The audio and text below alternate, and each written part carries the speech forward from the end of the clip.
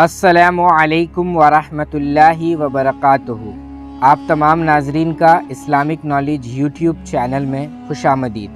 آپ تمام ناظرین سے یہ التجا ہے، ہمارے حوصلہ افزائی کے لیے چینل کو سبسکرائب کریں اور بیل آئیکن بھی پریس کریں تاکہ مستقبل میں آنے والے ویڈیو کا نوٹیفیکیشن آپ لوگوں تک سب سے پہلے پہنچے۔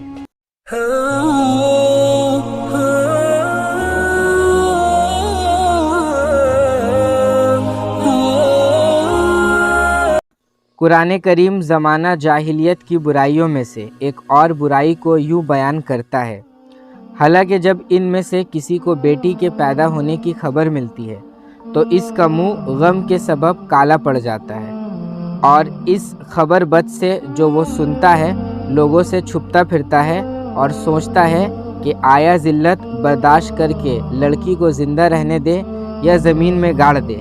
دیکھو یہ جو تجویز کرتے ہیں بہت بری ہے۔ زمانہ جاہلیت میں جیسے ہی کسی کو اس کے گھر میں بچی کی پیدائش کی خبر دی جاتی، اس کا چہرہ غصہ سے مدخر ہو جاتا، اور یہ تکلیف دہ خبر سن کر شرمندگی کے مارے اس کے چہرے پر تاریکی چھا جاتی۔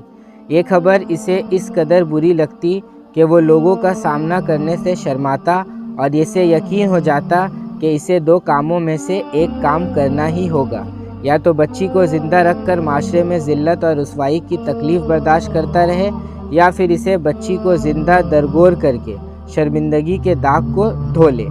یہ وہ ذلت آمیز سلوک تھا جو زمانہ جاہلیت میں عورت ذات کے ساتھ روا رکھا جاتا تھا۔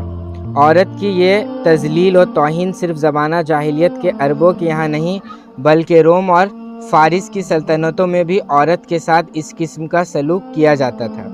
اس لیے یہ کہا جاتا ہے کہ زمانہ جاہلیت کے عربوں کے یہاں اسلام نے عورت کو جو مقام دیا ہے، یہ ایک ایسا فقدر المثال کارنامہ ہے جس کے پورے روئے زمین پر کوئی نظیر نہیں ملتی۔ اس میں کچھ شبہ نہیں کہ قرآن کریم نے ہی سب سے پہلے اس ظلم ستم کو ختم کرتے ہوئے کسی بھی سبب سے بچے کے قتل کو حرام قرار دیا۔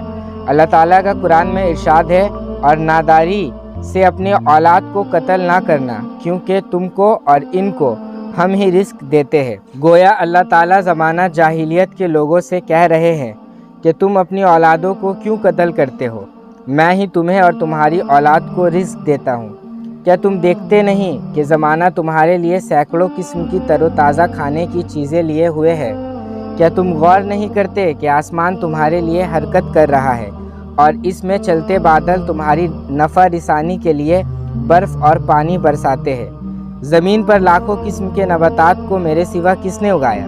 یہ سب کچھ جاننے کے باوجود تم کیوں رزق کی کمی کے خوف سے اپنی اولاد کے قتل کے در پہ ہو؟ یاد رکھو، جو بھی اس قسم کے جرم کا ارتکاب کرے گا وہ کبھی بھی اللہ تعالیٰ سے ہم کلام کا شرف حاصل نہ کر پائے گا، بلکہ اللہ سبحانہ و تعالیٰ ان بے گناہ بچوں سے ہم کلامی ہوں گے اور ان سے پوچھیں گے کہ انہیں کس گناہ کے سبب قتل کیا گیا تھا۔ ظلم اور زیادتی کرنے والے اپنے جرم کے پوری سزا بھگتیں گے۔ قرآن کریم میں اللہ تعالیٰ کا ارشاد ہے، اور جب اس لڑکی سے جو زندہ دفنا دی گئی ہو پوچھا جائے گا کہ وہ کس گناہ پر مار دی گئی۔ ایک دفعہ ایک صحابی رسول اللہ صلی اللہ علیہ وسلم کی خدمت میں حاضر ہوئے اور آپ صلی اللہ علیہ وسلم کے سامنے زمانہ جاہلیت کے اس وحشانہ رسم کا تذکرہ کرتے ہوئے کہا، یا رسول اللہ صلی اللہ علیہ وسلم، ہم زمانہ جاہلیت میں بتوں کی پوجا کیا کرتے اور اپنی اولادوں کو زندہ درگور کر دیا کرتے تھے۔ میری ایک بیٹی تھی، جب وہ کچھ بڑی ہوئی، باتیں سمجھنے لگی، میرے آگے پیچھے چلنے لگی اور میرے بلانے پر خوشی سے دوڑتے چلی آتی، تو ایک دن میں نے اسے بلایا اور وہ میرے پیچھے چل پڑی۔ جب میں گھر سے قریب ہی ایک کنویں کے پاس پہنچا تو میں نے اسے اپنے ہاتھ سے پکڑ کر کنویں میں پھینک دیا۔ اس کی زبان پر آخری کلمات میرے پیارے ابا جان، میرے پیارے ابا جان تھے۔ یہ واقعہ سن کر رسول اللہ صلی اللہ علیہ وسلم اس قدر روئے کہ آپ صلی اللہ علیہ وسلم کی آنکھوں سے آنسو ٹپکنے لگے۔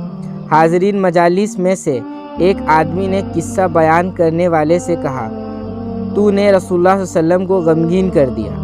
اس پر رسول اللہ صلی اللہ علیہ وسلم نے فرمایا، اسے ملامت مت کرو، کیونکہ وہ اپنے لیے پریشانی کی بعض چیز کے بارے میں پوچھنا چاہ رہا ہے۔ اور پھر آپ صلی اللہ علیہ وسلم نے اس سے فرمایا اپنی بات پھر کہو۔ چنانچہ اس نے دوبارہ قصہ بیان کیا، جس پر رسول اللہ صلی اللہ علیہ وسلم دوبارہ اس قدر روئے کہ آپ کے آنسو آپ کے داڑھی مبارک پر ٹپکنے لگی۔ پھر آپ صلی اللہ علیہ وسلم اس شخص کی طرف متوجہ ہوئے اور ارشاد فرمایا اللہ تعالیٰ نے زمانہ جاہلیت کے تمام اعمال کو معاف کر دیا ہے، اس لیے تم نئے سرے سے اعمال کرو۔ گویا رسول اللہ صلی اللہ علیہ وسلم اس قصے کو دوبارہ سن کر لوگوں کو یہ بات سمجھانا چاہتے تھے کہ اسلام سے پہلے تمہاری حالت یہ تھی کہ اپنی بچیوں کو زندہ درگور کر دیتے تھے۔ میں نے قصہ کو دوبارہ اس لیے بیان کرنے کے لیے کہا کہ تمہیں اسلام کی وجہ سے انسانیت کو حاصل ہونے والی قدر و منزلات کا احساس ہو۔